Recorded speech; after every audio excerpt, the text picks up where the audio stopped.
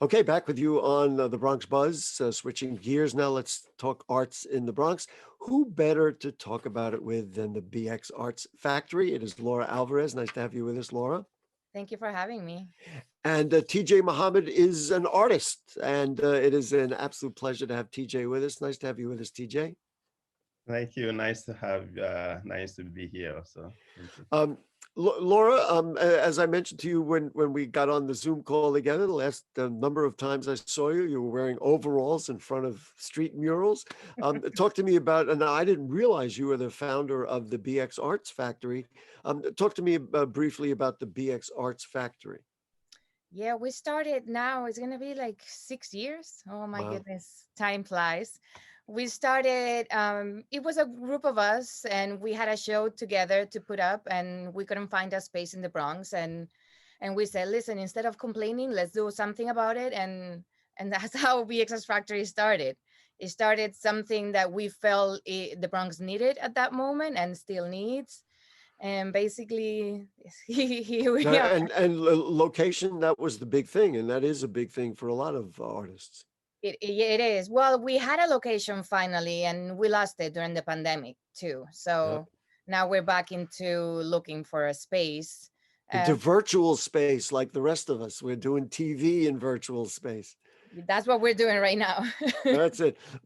But there's something very exciting going on, and that is BronxNet will be debuting a program called Art Time. It'll be on a Saturday at 2 p.m.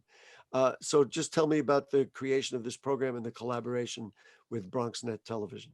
Yes, this was something that we wanted to do for a while now, but our lives were so busy. We had so many programs, we had so many projects going on at the same time that it was kind of difficult.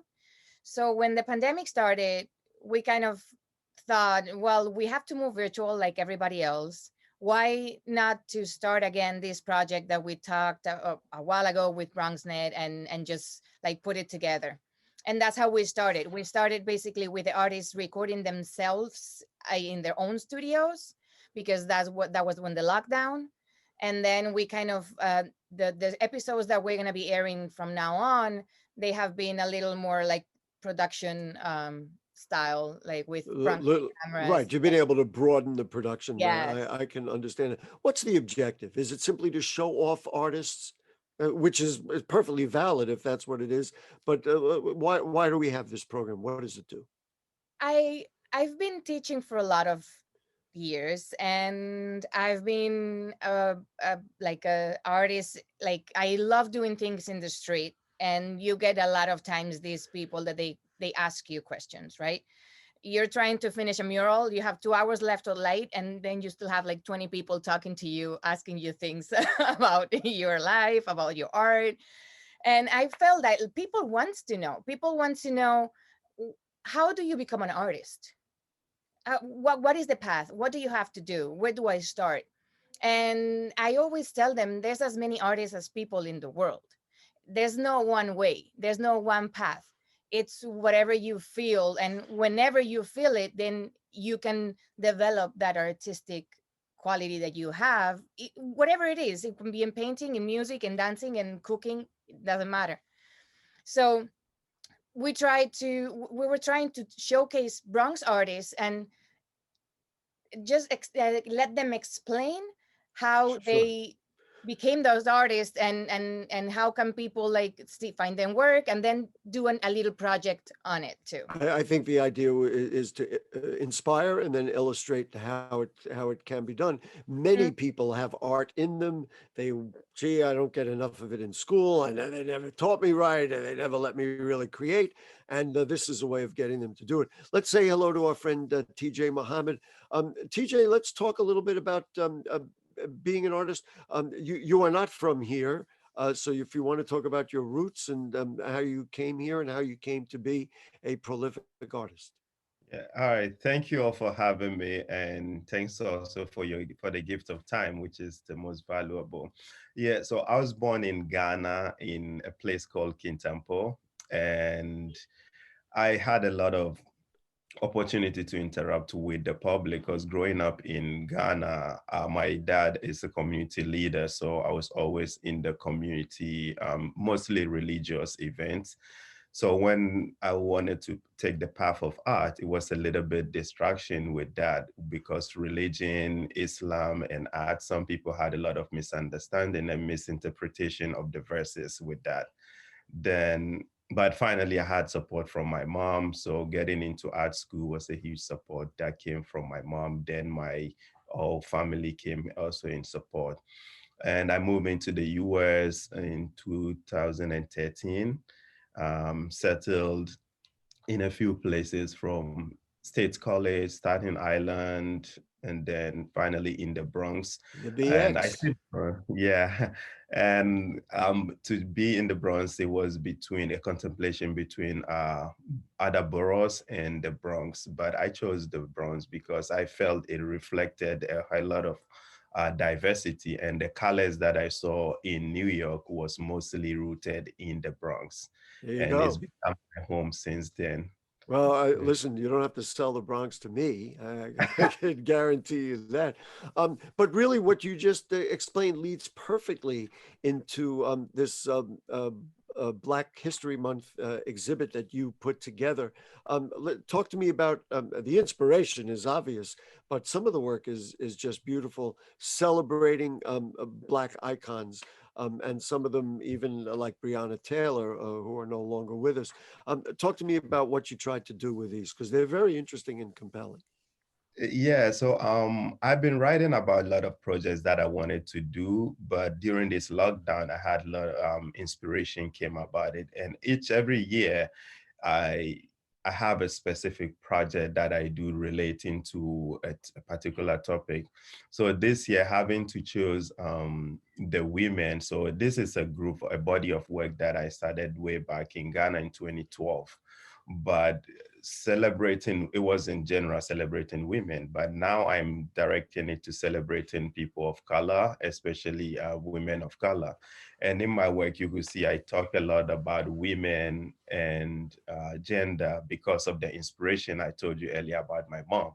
So this group of works are celebrating like women who have impacted society, Black women, and also in a way, it is also highlighting and referencing the 100 years of voting that women are doing.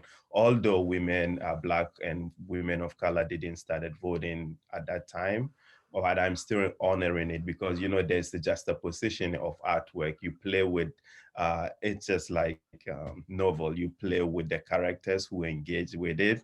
So I find a way to do it in my work too. And as you can see, these are icons that some of them, Kamala Harris, who we are currently celebrating, who marks a very, very important role in the history of America.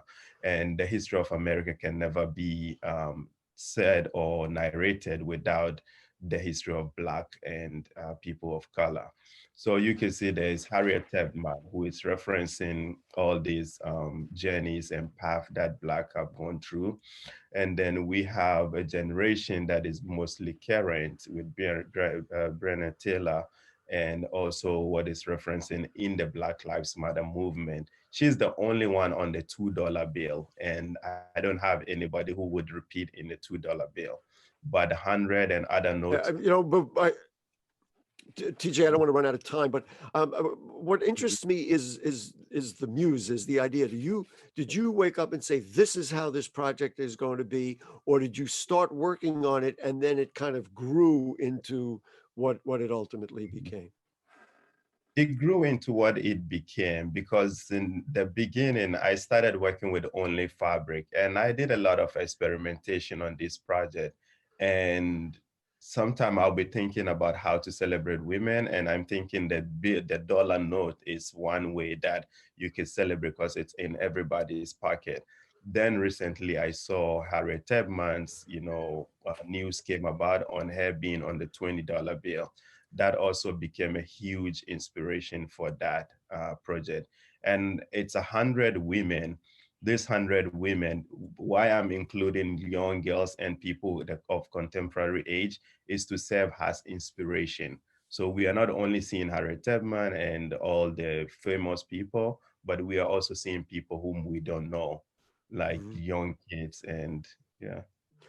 Laura, this fits right into what you were saying before about the importance of doing this, because what TJ is doing is reflecting real life, engaging people, maybe inspiring them, hopefully inspiring them. So, talk to me about the program. That's going to be on BronxNet. What are we going to see the artwork there? Give me the whole expanse so that people know where to tune, what to see, and how they can see even more of TJ's great work. Yeah, so the segment will be on Saturday, and basically the segments, the art time program is going to be basically like 10 to 15 minutes of the artists explaining a little bit about their lives and how they became artists, and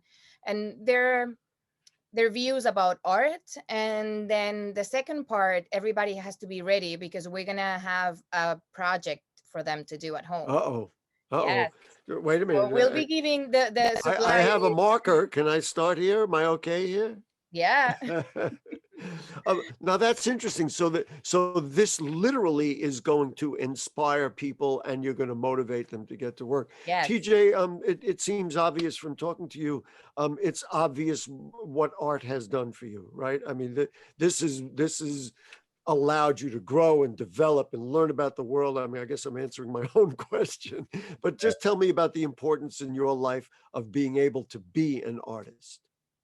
Yeah, being able to be an artist allows me to express my feelings. And a lot of times, I think a lot of the process in being a visual artist allow me to do that. It allow me to talk without using my own words.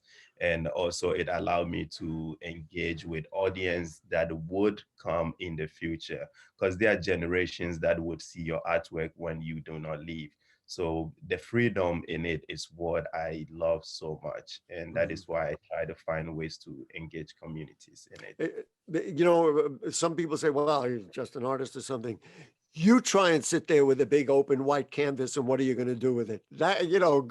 Do that and have it mean something. Listen, TJ Mohammed, that's what you do, and we really appreciate what you're doing.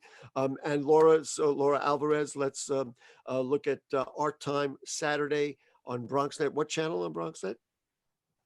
Do you know? One of the BronxNet channels, 67. Yeah. All I right. I can never remember numbers. I'll say it Well, wrong. that's okay. That's okay. People can find it. You can certainly go to BronxNet's website and find it, and then go to BX Factory. There's a website for BX Factory, right? Yes, we have BXArtsFactory.org, and you can find the information of our time and also of the virtual exhibitions that we just started. Like we just took down the last virtual exhibition that it was the first, and Mm, but we'll be continuing doing the same great. thing during the year. So Laura, you know for many years that you and all the artists are invited on BronxNet television in every way we can, and we appreciate our collaboration. And TJ, keep on Mhm. rocking, man. You're doing all the right things. I mean, this Yeah, now more than ever, we need to have arts in the thank Bronx. you. I believe that to my soul. All right. Yeah, Thank you thank both. And thank thanks you. to our great producer, Rebecca Hemick. We have a couple of interns working with us now. And so Jalen Christine, thank them. And guess what? We'll see you next week. Oh, by the way, a controllers debate on Bronx Talk this week. And that'll be Monday night. You'll get to see that. So we're all busy. Stay safe, wear your mask. We'll see you soon.